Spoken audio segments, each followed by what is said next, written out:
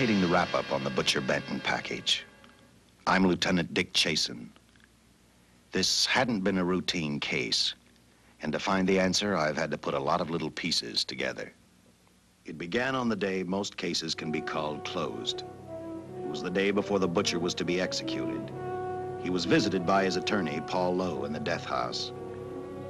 It was at this first meeting the Butcher Benton case took its first switch. Well, that's it, Butcher. The evidence against you was so strong, the governor turned down your appeal. You're a rotten liar, Lowe. You started railroading me from the beginning of the trial. And now you're still trying to throw me curves. Look, I don't blame you for being edgy, but get this straight. I didn't double-cross you. I never worked harder for a client. You mean you never worked harder for a client to get him sentenced? You were a fool, Butcher. If you hadn't tried to double-cross Squeamy Ellis and Joe Marcelli, they wouldn't have turned state's evidence against you. But you had to get greedy. You wanted to keep the whole $600,000 for yourself.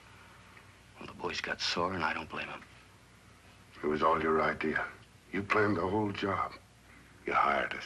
When you found out I'd staged the money, you decided it was time for me to die. You got those two crumbs to turn state's evidence on me. You stinking rotten mouthpiece. We both know that isn't true, Butcher. Now, look, what's the sense in not giving me the money?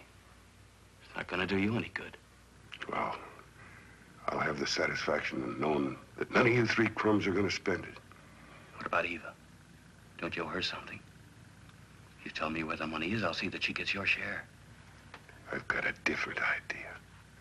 I'm going to kill you and Squeamy and Joe. Then I'll take care of Eva myself. You thick-headed ape, you're going to die tomorrow. Remember what I said. I'm going to get you, all three of you. Even for you, Butcher, that'd be quite a trick. So long, dead man. Remember what I said. I'm going to kill you, all three of you.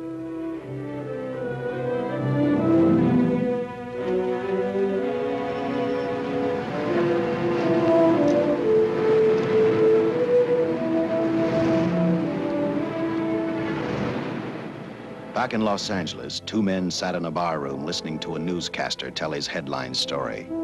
He played up big the butcher's threat to kill Paul Lowe, Squeamy Ellis, and Joe Marcelli for their having turned state's evidence against him. Squeamy Ellis didn't seem happy over the butcher's threat.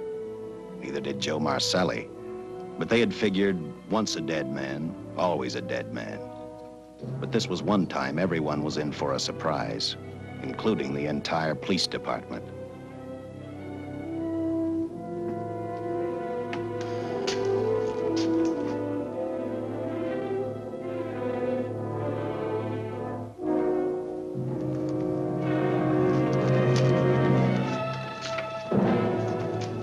Seen the headlines, Captain? Teletype just came in from San Francisco. Butcher's execution is set for 5 o'clock this afternoon. And like the newspapers say, he still refuses to talk about that stolen money. Well, I still have hopes of coming up with something. That's what I dropped by for, Dick. With Butcher's execution, the department's marking it case closed. That means you'll be reassigned. I spent a whole year trying to break this case. As far as